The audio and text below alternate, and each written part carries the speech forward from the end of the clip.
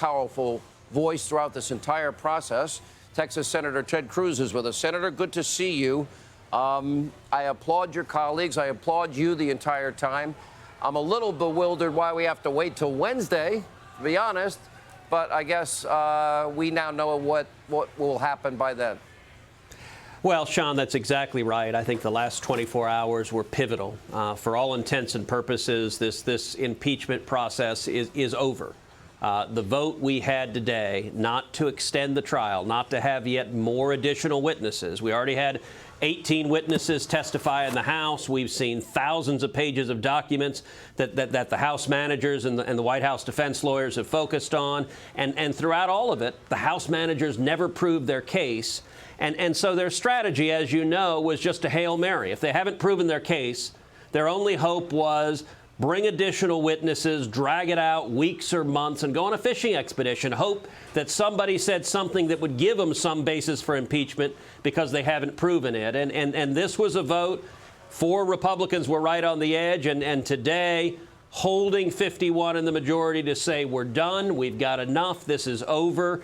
That means we're headed straight to Wednesday afternoon, a vote on final judgment, and the president is going to be acquitted of these charges, as he should be.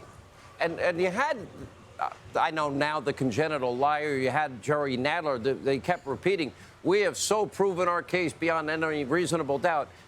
I want to stick to the constitutional aspects of this. Now, Professor Dershowitz did say you were one of his best students, and he's going to join us on set here in a little bit. But there are constitutional concerns here. The power constitutionally, the sole power to impeach, that lies with the House. The sole power for the trial lies with the Senate. Yep. I could not understand the argument if they totally, completely proved their case beyond any reasonable doubt, and the case is a slam dunk case, why they were trying to get your body, the United States Senate, to take on the constitutional role of the House when they rushed it through so urgently so they could go on vacation and then hold it back from the Senate for so long. Well, look, I'll return the compliment on Alan Dershowitz. He was my professor in law school, was a phenomenal. In fact, he was my professor in Criminal Law 101, the very first week of law school, and was an amazing teacher. And I think his presentation to the Senate was one of the most impactful presentations of the entire trial. And in particular, he walked through the history of what the Constitution requires. This is not just a vote on whether you like the president or not, whether you agree with the president or not, whether your politics are the same. This is a vote over whether the constitutional standard is met. And the Constitution says for impeachment that the only grounds for impeachment are treason, bribery, or other high crimes and misdemeanors. And what Professor Dershowitz walked through very effectively, and actually before him, what Ken Starr walked through very effectively, is that the constitutional threshold requires a grave, serious crime of the level of treason or bribery. House managers didn't even try to allege a crime, and they certainly didn't prove one, and that's why, as a matter of law, and by the way, we did this whole digression on quid pro quo and all the discussion about additional witnesses for whether there was a quid pro quo, whether there wasn't a quid pro quo.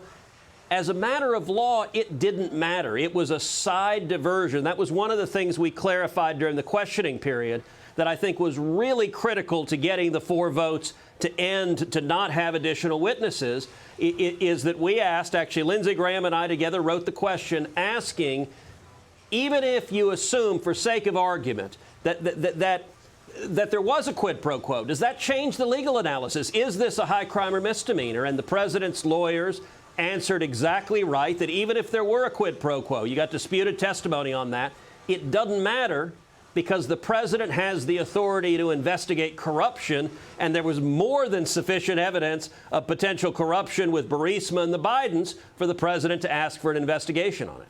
And there was also evidence that we know from a Ukrainian court, we know from an investigative report in Politico on election interference. Last question, Senator. Did you get an A in Professor Dershowitz's class? Well, you know, it's an interesting story. First class, criminal law, I didn't. I got a B+ in his first class. I took a second class from him called Thinking About Thinking. That was co-taught with him and Stephen Jay Gould and Robert Nozick, world-famous philosopher, and I did get an A+ in that one. So you can average those two out. A+, wow. Okay, so that averages out to an A. B+, A+. All right, Senator, you did great work. You educated the public. Thank you for your duty, basically. Some people need to learn what is in the Constitution.